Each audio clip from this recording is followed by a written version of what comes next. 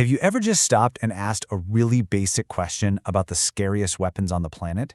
Like, who actually gets to decide which countries are allowed to have them? You'd think, right, that it's based on some big principle of justice or international law. But, well, the real answer is a lot more blunt, and it tells you so much about how the world really works. Okay, so let's dive right in. At the very center of global security, there's this question that almost nobody ever asks out loud. And it's this one right here. Who's the final authority? Is it the UN? Some kind of international court? A big democratic vote? Who makes the call? And there you have it. That's the honest answer. It's uncomfortable, it's blunt, but it is fundamentally true. The decision was made by the very first members of the nuclear club. So how did they go about making that official?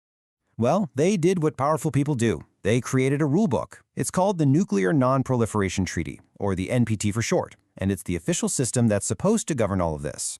So, back in 1968, this treaty was signed, and it basically created two classes of countries: the nuclear weapon states. You could call them the haves, and the non-nuclear weapon states, aka the have-nots. The entire logic of the treaty is built on that one distinction. And this, right here, is the core rule.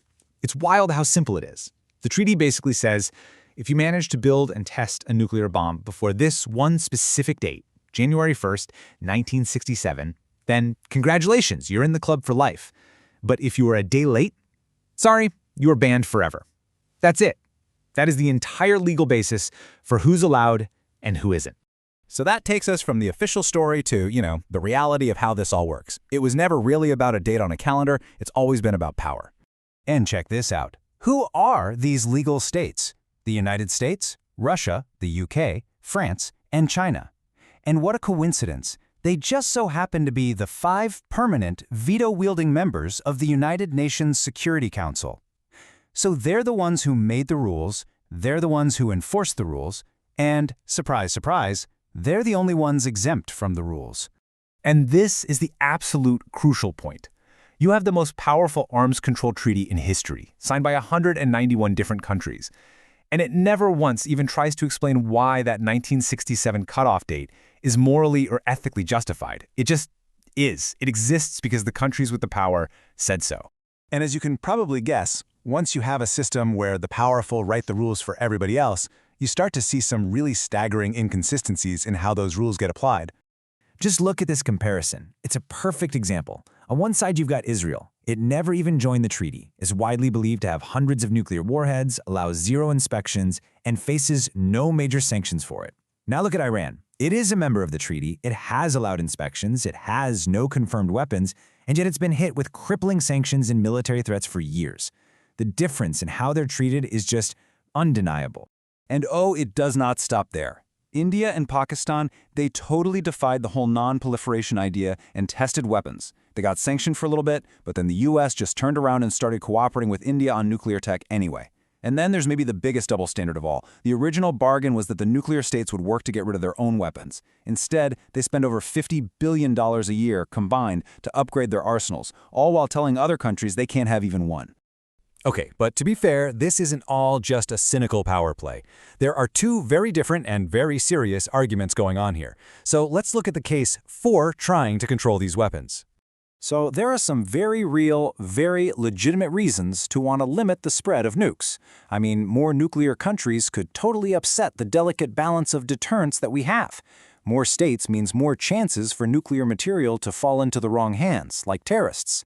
And you have to admit, the system has had some success. Back in the 60s, JFK was worried we'd have 25 nuclear states by now.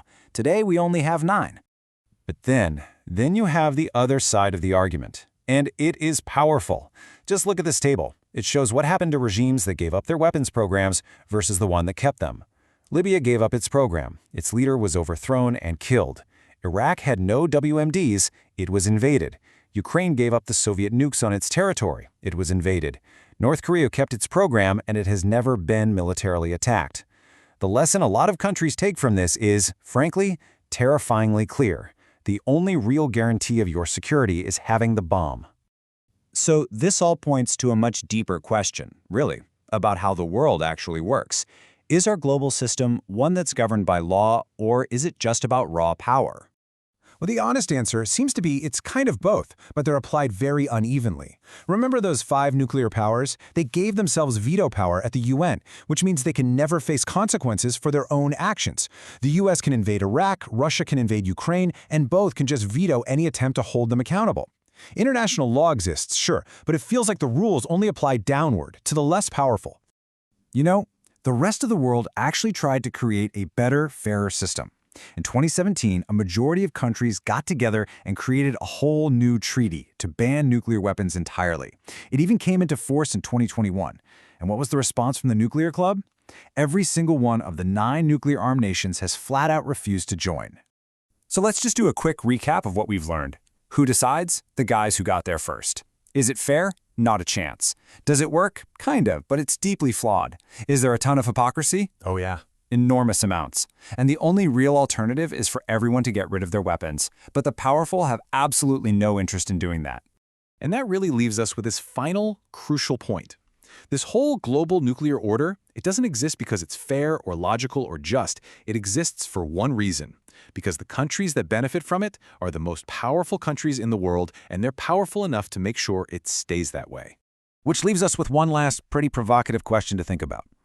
We know the system is fundamentally unjust.